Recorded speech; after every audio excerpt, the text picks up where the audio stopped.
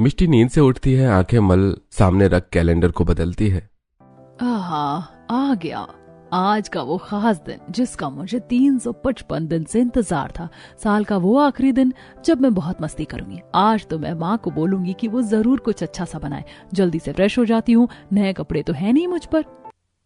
मिष्टी नहा धोकर अपनी माँ के पास जाती है, जहाँ वो रसोई में नमक मिर्च के पराठे बना रही होती है। माँ आज खाने में क्या बना रही हो? आखिर आज 31 दिसंबर जो है, रात को हम पार्टी करेंगे ना माँ, नए साल के लिए। या रात को कुछ नया बनाओगी? सुबह सुबह तेरा दिमाग खराब हो गया? तूने पैसे कमा कर ला दिए क्या इस घर में जो बकवास कर रही है? चुपचाप से मिर्च का पराठा खा और चाय ले, निकल। अच्छा ठीक है माँ, फिर रात के 12 बजे ही जब घर में पार्टी करेंगे तो कुछ पूड़ी कचौड़ी राजमा बना लेना। यही बात जाकर अपने बाप से बोल ले। अरे कौन सी बात बोलनी है, मैं तो यहीं आ गया। बोल, अब तेरा मुंह क्यों सिल गया? पापा वो आज 31 दिसंबर का दिन है, कल नया साल। माँ को बोल दो ना आज रात को कुछ अच्छा अच्छा खाना बना देंगी। कहीं तो जाते नहीं है हम, हमेशा मैं घर में रहती हूँ। आप लोग तो चले भी जाते हो, बस थोड़ा सा जश्न मना लेंगे सब साथ मिलकर। थोड़ी सी चीज हम बाहर से ले आएंगे, चाउमीन मोमोज बर्गर। थोड़े से पैसे बस खर्च करने हैं। वाह बेटा, तूने तो अच्छे से सोच रखा है कि पहले साल पर कंगाल कैसे बनाना है अपने बाप को। अरे यहाँ पर गिनती के पैसे हैं, वो भी मैंने उड़ा दिए तो कल क्या करूंगा? वैसे भी कल ड्यूटी पर नहीं जाना, भिखारी बन जाऊं नए साल पर। कोई जश्न नहीं मनेगा, कोई पार्टी नहीं होगी। चुपचाप घर में दाल चावल बनाकर खा। हाँ मुझे पता है, तुम बस दाल चावल खिला सकते हो। जब भी मेरा दिल नहीं करता नए साल पर यहाँ रुकने को, इसीलिए कल मैं विनीता के घर पर चली जाऊंगी। हाँ तो जाओ, मैं भी अपने दोस्त के पास चला जाऊंगा। माँ मैं भी आपके साथ चलूं, वरना मैं कल के दिन नए साल पर बोर हो जाऊंगी। बोर हो रही है तो बोर हो जा, शादी लायक उम्र है तेरी। घर से बाहर जाकर क्या करेगी? घर में रह। और क्या, पढ़ा लिखा दिया बहुत, अब सीधा शादी होगी। निर्मला अपने पति को चाय देती है। इतने में मिष्टी के 2 छोटे भाई बहन राखी और गोपाल आते हैं। माँ मैंने आपको 10 दिन पहले बोला था कि मैं न्यू ईयर पार्टी करने के लिए जा रही हूँ और मेरे पास कोई ड्रेस भी नहीं है, तो मुझे पैसे दे दो, कल मेरे को जाना है। और क्या मम्मी पापा, आप लोग तो घर में न्यू ईयर पार्टी सेलिब्रेट करोगे नहीं। मेरे दोस्तों ने मुझे अपने घर इनवाइट किया है, मैं वहीं चला जाऊंगा। बस मुझे 600 रुपए दे दो। अरे बेटा, तुम्हारे लिए पैसे मैंने पहले ही उठा कर रख दिए थे। ये लो ऐश करो। निर्मला चावल के डिब्बे में से पैसे निकाल कर दे देती है। दोनों बच्चे खुश हो जाते हैं। उनके जाने के बाद मम्मी आपने इन दोनों को 1500 दे दी, थोड़े से पैसे मुझे भी दे दो, मैं घर में ही कुछ लाकर खा लूंगी। एक बार बोल दिया, तेरे को समझ नहीं आता? घर में पैसे नहीं है, वरना रात को कुछ अच्छा बना लेती। ये लोग स्कूल जाते हैं, इनके अमीर दोस्त हैं, नहीं जाएंगे तो बेइज्जती होगी। लेकिन तुझे कहाँ जाना है? चुपचाप रहे यहीं पर, कोई पैसा नहीं है। मम्मी आपने पिछली बार दिवाली पर भी ऐसे ही किया था, क्रिसमस पर भी और उनके बर्थडे पर भी। बस मुझे ही आप कुछ नहीं देती, बड़ा बोलकर छोड़ देती है। लेकिन इन दोनों को सब कुछ मिल जाता है। मैं भी तो आपकी ही बेटी हूं ना। पिछली बार भी 2 न्यू ईयर आपने यही किया, सब मुझे घर में छोड़कर चले जाते हैं। बहुत जुबान चलाने लग गई है तू। तेरा भाई इकलौता है, छोटा है, वो घर की लाडली, एक छोटी बहन है तेरी। तू पहले पैदा हुई थी ना, तुझे जितना खिलाना पिलाना था हमने कर दिया। तेरी तो शादी करने के लिए भी हमारे पास फूटी कौड़ी नहीं है। जो लड़का मिला वहाँ शादी कर देंगे हम तेरी, समझी? माँ ऐसे तो मत बोलो प्लीज। अरे मिष्टी बहुत हुआ, कमरे में जाकर नाश्ता कर। अब मिष्टी अपने कमरे में रोते हुए चाय पराठा का नाश्ता करती है। हमेशा मम्मी पापा मेरे साथ ऐसा करते जैसे कि मैं इस घर की सौतेली बेटी हूँ और वो दोनों अपने हैं। ऐसे करते जैसे कि मुझसे कोई लगाव ही नहीं है। सारा प्यार, सारे पैसे, घूमना फिरना सब राखी और गोपाल को मिलता है। नाश्ता करवाने के बाद निर्मला मिष्टी से घर की सफाई करवाती है। इतनी ठंड में इतने ठंडे पानी से पोछा लगाना पड़ रहा है। माँ थोड़ा तो पानी गर्म कर देते। तो करोड़पति घर में पैदा नहीं हुई है? अपने घर को देख ले, छोटा सा घर है, सीमेंट छूट रही है बाहर से, घर भिखारी जैसा लगता है। और चाहिए मैडम को गर्म पानी। चुपचाप काम कर। माँ आप तो छोटी छोटी बातों पर गुस्सा हो जाती हो। अच्छा मम्मी, कहीं बाहर नहीं जा रहे, बस 12 बजे हैप्पी न्यू ईयर का केक काट लेंगे, छोटा सा केक मंगा दो। गुस्से में निर्मला थप्पड़ मार देती है। मिला केक? दीदी न्यू ईयर कोई त्योहार थोड़े है जो तुम पीछे पड़ गई हो माँ के। अब चुपचाप काम कर लो। छोटे भाई के सामने थप्पड़ खाकर मिष्टी को बहुत बुरा लगता है और वो चुपचाप घर की सफाई कर देती है। हमेशा मिष्टी के साथ हर तीज त्योहार पर और खासकर नए साल पर ऐसा ही होता था। कोई किसी से बात नहीं करता, सब चुपचाप सो जाते हैं। पर मिष्टी ठंड में छत पर अकेली रात के 12 बजते ही आतिशबाजी देखने आती है। Happy new year, welcome 2026। भगवान जी हमेशा मेरा हर साल खराब जाता है, कोई नया साल सेलिब्रेशन नहीं हो पाता। प्लीज भगवान जी इस बार मेरी जिंदगी बदल दीजिए, सब अच्छा हो मेरी लाइफ में। मिष्टी के बोलते ही एक तारा टूट जाता है। ये देखकर मिष्टी और खुश होती है। अगले दिन पड़ोस में सबके घर बढ़िया बढ़िया खाना बन रहा था। दोनों बहन भाई नए कपड़े पहनकर तैयार होकर चले जाते हैं और माता पिता भी। मिष्टी अकेले घर में बोर होती है। दूसरे के घर पर गाने बज रहे होते हैं। तब मिष्टी, कोई तो है नहीं, मैं ही खुद को खुश कर लेती हूँ। दरवाजे को कुंडी मारो, कोई ना बच के जाने पाए, डीजे को संभालो, म्यूजिक गलती से भी रुक ना जाए, अरे अभी तो पार्टी शुरू हुई है। डांस करने के बाद भी मिष्टी को बोरिंग लगता है तो 5 मिनट के लिए वो घर से बाहर चली जाती है, जहां नए साल की खुशी में रेस्टोरेंट पर चहल पहल होती है। सब लोग ग्रीटिंग कार्ड खरीद रहे होते हैं।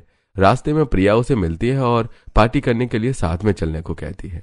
नहीं यार, मम्मी पापा को पता चला मैं उनको बिना बोले घर से बाहर गई हूँ तो बहुत डांटेंगे। घर पर कोई नहीं है, खाली घर छोड़ नहीं सकती ना। तुझे तो वैसे भी पता है नया साल है, तू एंजॉय कर। क्या यार, तेरे मम्मी पापा कैसे हैं? कभी भी तू नया साल मेरे साथ सेलिब्रेट नहीं करती, ना खुद घर से बाहर निकलती है। स्कूल में मिलते थे तो कम से कम एक दूसरे को चॉकलेट तो खिला देते थे, अब तो तू शक्ल भी नहीं दिखाती। यार मैं मजबूर हूँ, क्या करूँ, मेरा घर में खुद मन नहीं करता। चल सब छोड़, हैप्पी न्यू ईयर, मुझे लेट हो रहा है पार्टी के लिए। Happy new year darling, enjoy the party. फिर प्रिया चली जाती है। मिष्टी घर जाकर सब्जी रोटी बनाकर खाती है। एक तो इतनी ठंड, नया साल, ऊपर से कुछ भी अच्छा खाने पीने को नहीं है। ये बोरिंग बैंगन रोटी खानी पड़ रही है। 9 बज गए, मम्मी पापा मेरे भाई बहन कोई नहीं आया। पता नहीं घर में कोई क्यों नहीं साथ रहा था। 1 घंटे बाद सब लोग आ जाते हैं। हर कोई नए साल के बहाने कुछ न कुछ बढ़िया खाना खाकर आया था। सिर्फ एक मिष्टी ही थी, उसने कुछ अच्छा खाया पिया नहीं था।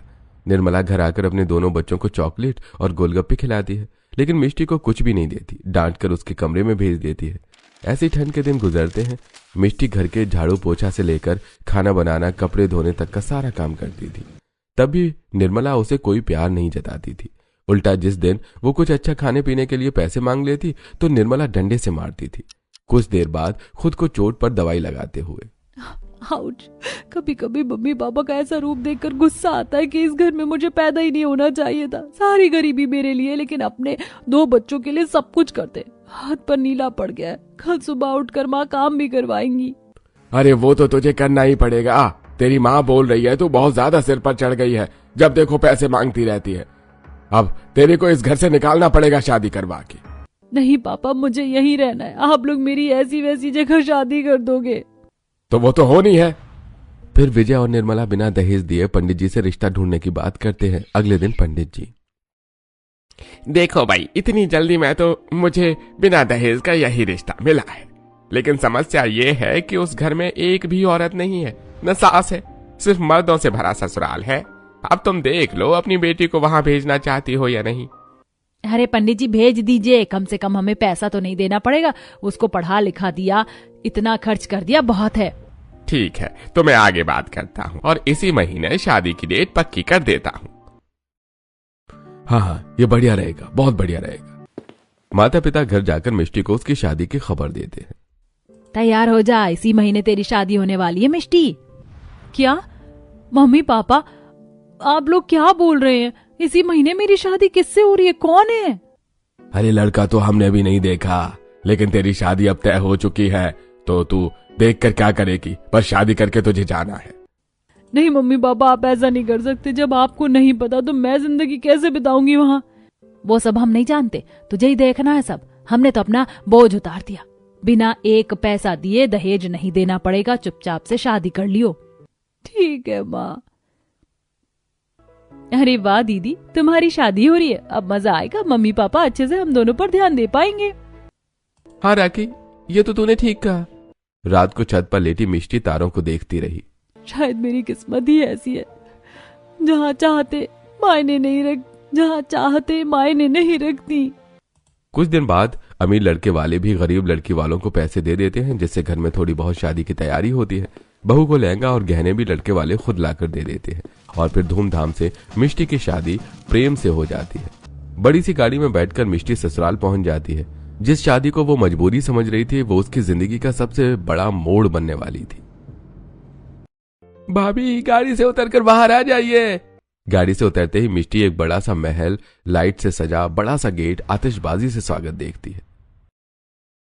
ओए, अपने भाभी आ गई और पटाखे से वेलकम करो। हाँ भाई। अरे बच्चों जल्दी करो, बहू को अंदर भी ले जाना है। बाप रे, ये कितने सारे पटाखे, इतने तो मैंने दिवाली पर भी नहीं देखे जितना आज शादी पर देख रही हूँ। और ये घर भी बहुत बड़ा और सुंदर दिख रहा है, गेट भी बड़े हैं। ये सब तो हो गई मिष्टी, आखिर तुम्हारा ससुराल 500 करोड़ का जो है, यहाँ पर बहुत बड़ा गार्डन एरिया भी है, पार्किंग के लिए 7 गाड़ियों की जगह है। वाह, मुझे पता नहीं था मेरे ससुराल में ये सब भी है। जैसे मिष्टी घूंघट में अंदर आती है, सामने ससुर, दादा ससुर, चाचा ससुर, दोनों चचेरे देवर और प्रेम का छोटा भाई वीर सभी खड़े थे। कोई औरत नहीं, कोई सास नहीं। उसका हाथ कांपने लगा। प्रेम जी, यहाँ कोई औरत नहीं है क्या, या वो कहीं अंदर काम कर रहे हैं? डरो मत, सब अपने ही हैं।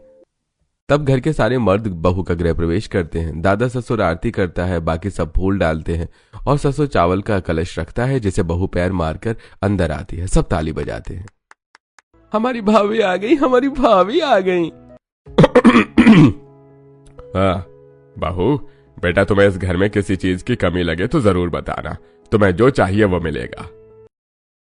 हाँ बहू, बस तुम एक बार जिक्र कर देना, सब कुछ हाजिर हो जाएगा। वो पापा जी, दादाजी, माँ जी और घर में कोई औरतें नहीं है क्या? मतलब आप मेरा गृह प्रवेश करवा रहे हैं, अब बाहर आतिशबाजी के समय भी आप सभी थे और शादी में भी आप ही लोग थे, बाकी सब औरतें कहाँ हैं? मेरी कोई नंद? बेटी, इस घर में औरत नहीं है पर इज्जत है। तुम्हारे मन में डर होगा कि कोई भी औरत नहीं है, अपने मन की बात किससे करोगी, लेकिन हम सब है ना, हम तुम्हें समझने की पूरी कोशिश करेंगे। हाँ बहू, और बिल्कुल घबराना मत, तुम हमारी बेटी हो, इस घर की लक्ष्मी हो। जी जी जी। जा बेटा, बहू को अंदर ले जा, ठंड बहुत है, कमरे में हर चीज की सुविधा है, और कुछ खाने पीने का चाहिए तो नंदू को आवाज लगा देना। सुन रही हो ना नंदू तुम? जी साहब। उसके मन में डर और हैरानी साथ में थे। इतने मर्द और वो अकेली बहू। जैसे ही मिष्टी कमरे में पहुंचती है वो फूट पड़ी। मैं नहीं जानती थी मम्मी पापा आप मुझे इस नरक की खाई में झोंकने के लिए तैयार थे। ना खुद ने मुझे रिश्ते के बारे में बताया, ना खुद पता किया, इसीलिए आपको दहेज नहीं देना पड़ा, क्योंकि यहाँ एक भी औरत नहीं है, मर्दों से भरा ससुराल है। मैं यहाँ रह पाऊंगी क्या? मिष्टी घबराओ मत, मैं तुम्हारे साथ हूँ ना। ये घर अब तुम्हारा भी है। और तुम ऐसे क्यों बोल रही हो? तुम्हें पता नहीं था कि कैसी शादी होने वाली है?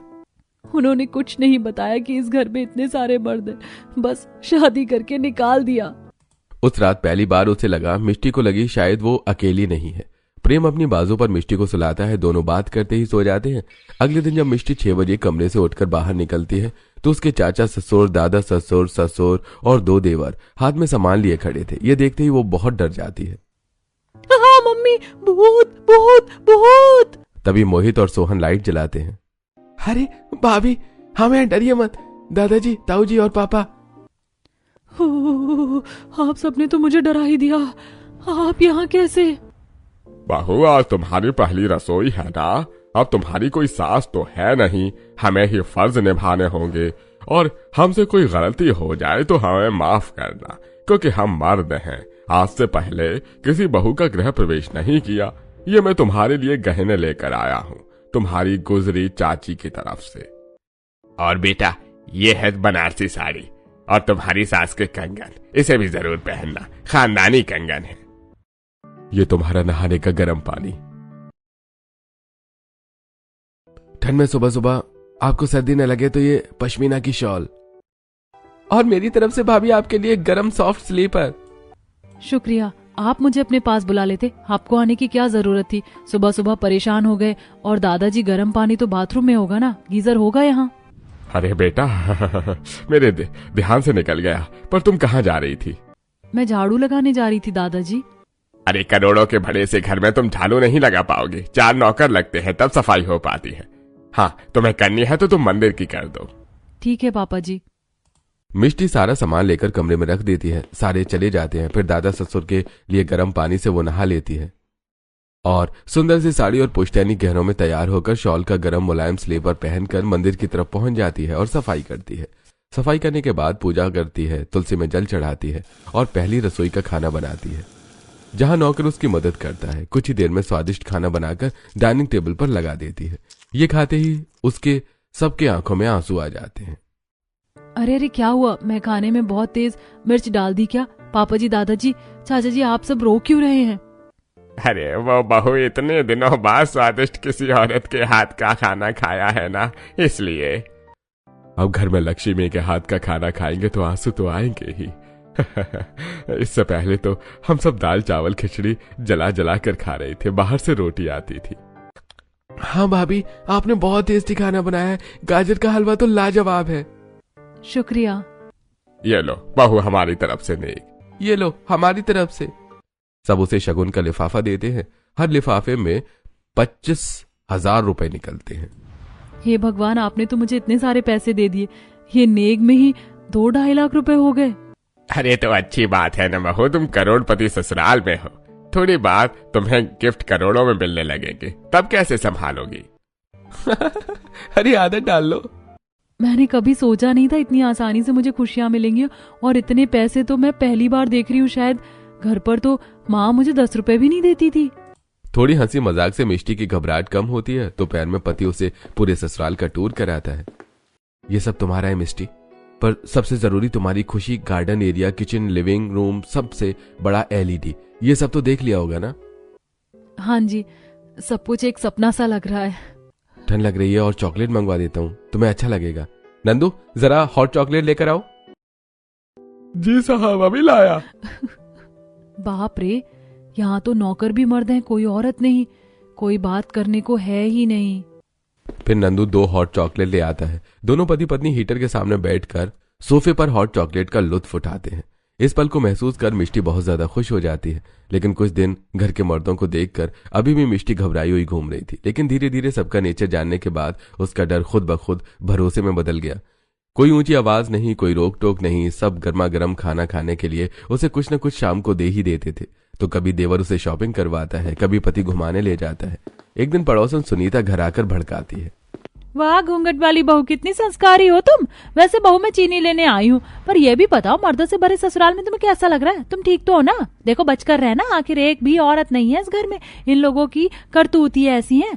जब भी तुम्हारे मोहित देवर की शादी नहीं हो पाई है। मैं कुछ समझी नहीं। ये लीजिए आपकी चीनी। बेटा सतर्क रहो बस। सुनीता चली जाती है। कोई औरत तो मुझसे बात करने आई है, लेकिन ये तो पता नहीं देवर जी के बारे में क्या बोल रही है। क्या ये सब सच है? मिष्टी घर में मोहित से शादी वाली बात करती है। तब पता चलता है कि पड़ोसन आग लगा कर गई है और मोहित की लव मैरिज नहीं हो पाई, इसलिए वो शादी नहीं करना चाहता। वक्त गुजरता है। बहू अभी भी घूंघट में ही रहती थी, पर एक दिन नहाने के बाद काफी कांपते हुए वो सीढ़ी से उतर रही थी। घूंघट में मिष्टी को कुछ दिखाई नहीं देता और वो सीढ़ियों से गिर पड़ती है। सब बहू की हालत देखकर घबरा जाते। तुरंत डॉक्टर को बुलाते हैं। डॉक्टर दवाई दे देता है। देखिए, घबराने की कोई बात नहीं है, छोटी सी चोट थी और हाथ में लगी है, 2 दिन में ठीक हो जाएगी। डॉक्टर चला जाता है। घर के सारे मर्दों को देख मिष्टी घबरा जाती है। प्रेम जी, सब यहाँ क्यों है? मुझे सहज लग रहा है। अरे डरो मत, तुम्हारी चिंता कर रहे हैं। बहू तुम ठीक हो? अगर तुम्हें कुछ हो जाता तो हम तुम्हारी दादी और सास को क्या जवाब देते? आखिर तुम ही तो हमारे घर की इकलौती लक्ष्मी हो। हाँ बहू, तुम गिर कैसे गई? घूंघट से पापा जी दिखाई नहीं दिया, इसीलिए। हे भगवान, बहू तुम्हें घूंघट करने के लिए किसने बोला? पहले के जमाने में यह सब होता था, अब यह प्रथा खत्म हो चुकी है। और जब हमारे लिए प्यार और इज्जत तुम्हारी आंखों में है तो इस पर्दे की जरूरत नहीं है। ज्यादा चोट लग जाती तो? हाँ बहू, अब से इसकी कोई जरूरत नहीं है। और अब से आपको जो सब बिस्तर पर मिल जाएगा, परेशान होने की जरूरत नहीं है भाभी। इतना प्यार देख मुझे तो यकीन नहीं होता अपनी किस्मत पर। कहाँ मर गई कमबख्त, खाना कौन बनाएगा? बिस्तर में क्या लेटी पड़ी है?